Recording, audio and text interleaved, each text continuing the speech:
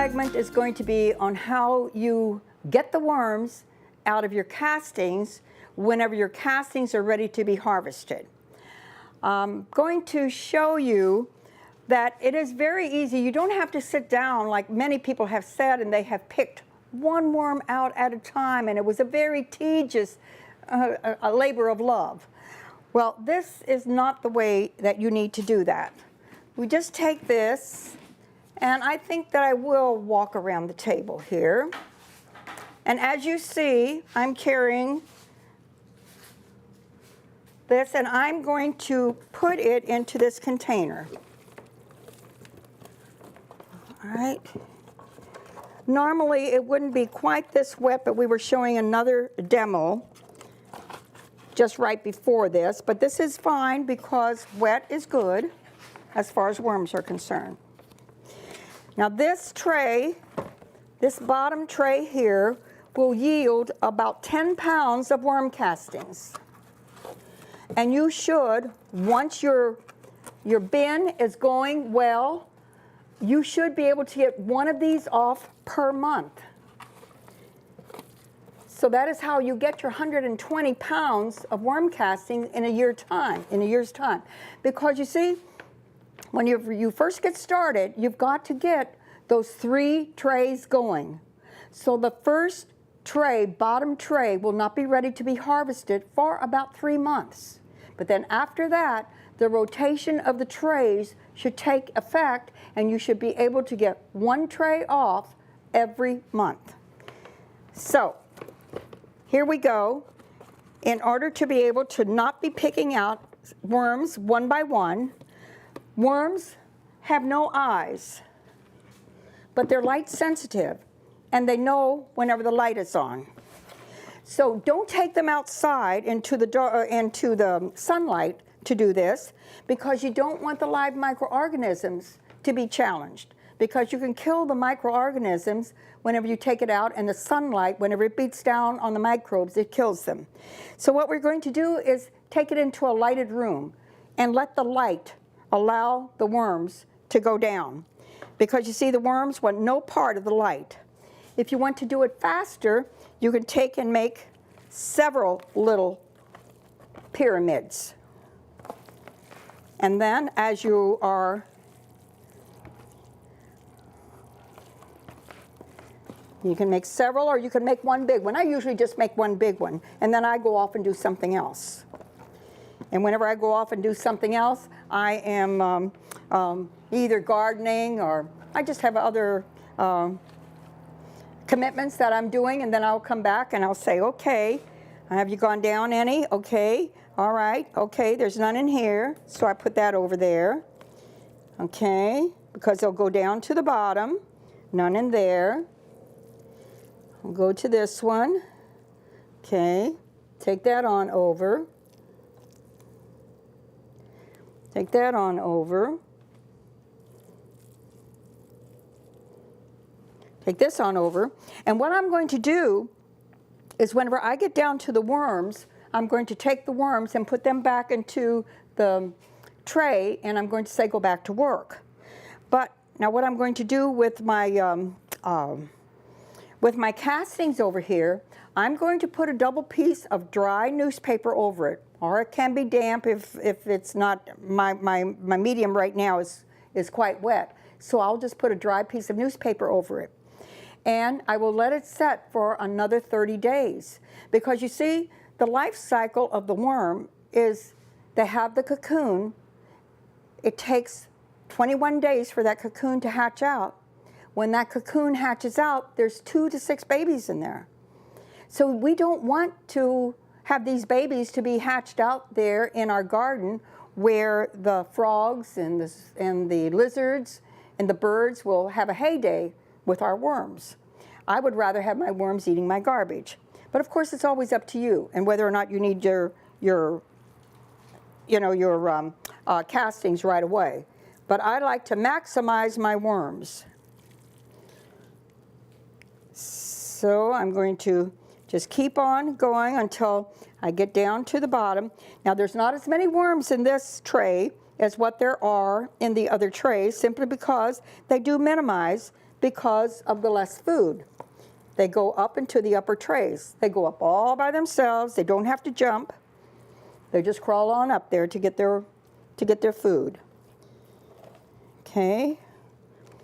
And we're just, now whenever you buy worm castings from us, they won't look exactly the same. And the reason why they won't look exactly the same is because we run ours through a screen. They're screened. And so, but that's just for the purpose of selling them when people want to use them in a spreader. Okay, I'm getting down to worms, so I'm going to let this pile alone again for a little bit.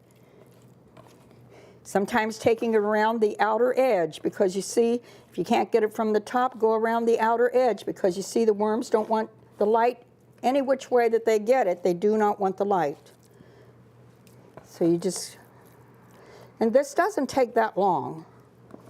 It's certainly, it's less time consumed than whenever you're sitting there picking out all the worms, because the light is pushing them right down.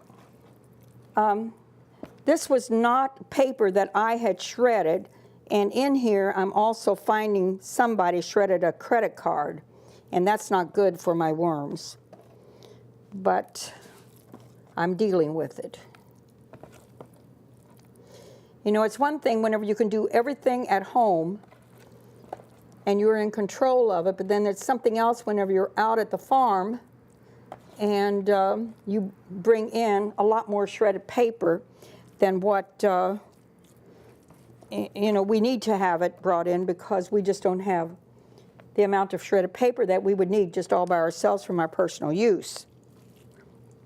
Because actually in our commercial, we pick up about 2 tons of garbage every week from Costco, and we feed it to our worms. And of course it's great for Costco because they can boast of being sustainable. It's great for us because we are able to feed our worms, and it's just a win-win situation all around. See the pile over here that I have already of my castings? Okay, one worm got over there. I'll put him back over here. See how I'm getting down to the worms now? And you never want to just have just the plain worms. You always want to have the castings around the worm, because if you don't have castings around the worm, they become frightened. They're like a small baby that needs to have a blanket around them, or they shiver. They're frightened because they feel insecure. They're afraid of falling. Well, the worms are the very same way. They don't know what's going to be happening next if all of their castings is taken away from them. So the only time that we say take the castings away is whenever they're going to be a dissecting class or something like that. Otherwise, we like to have the worms to have the protection of their castings around them. This is how far down I am right now with my castings, and you see all my castings that are up here that's ready to be processed next. Because it does not matter to me that I put some of this back in, because it's just going to be the next time that I will be getting it out. Okay, I think I'm going to leave it like this, and I'm going to put this back into my bin because this has my worms in it. Okay? Because I have a nice pile of pure castings over here. Okay? So, I'm going to take and I'm going to put this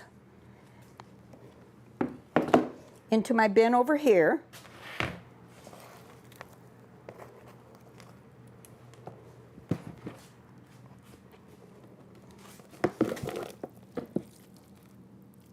Okay, and they're going to go back to work again for me. And I have no adults over here and here. So what I'm going to do here is I'm going to move this around, and I'm going to take and I'm going to put dry paper over it. And this will go into a dark corner in my garage or back into a back room someplace in my nursery. And I'm going to wait for another 30 days. After that 30 days is up, I'm going to have more babies in here because the cocoons have hatched out. And I will be able to heap it up again, just the very same process that I did here. I will be able to heap it up again and get more worms out of it. And that is maximizing my worms, because the more worms you have, the more food they're going to eat. Because you can start out with just 1 pound of worm in your unit, and you're putting 5 pounds of garbage in there per week. But that unit, that cafe, can actually hold 15 pounds. You would have to feed it much more frequently. You would get far more out of it than what I'm telling you if you start out with just the 1 pound of worms and putting 5 pounds of garbage in there. Okay? Again, if you have any questions, if you want to know more information as far as the separating of the worms and so on, just email us at Birdie@OurVitalEarth.com or go online, www.OurVitalEarth.com. Okay? We appreciate you being a worm farmer. We appreciate you getting rid of the garbage as you are. We appreciate you being good stewards of our environment. Thank you so much.